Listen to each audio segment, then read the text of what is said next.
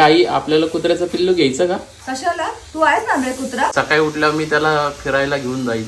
सकाळी उठल्यावर आपण उठतो दुपारी 12 वाजता. त्याला खायला देईल टाइम टू टाइम. हवं तर त्याची शिशू पण काढेल.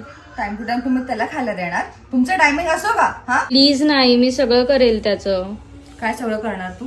काय काय कधीच वेळेवर कधी खात नाही तुम्ही. तुमचा नाश्ता असतो दुपारी 12 वाजता, मग दुपारचं जेवण असतं संध्याकाळी 4 वाजता. बाई.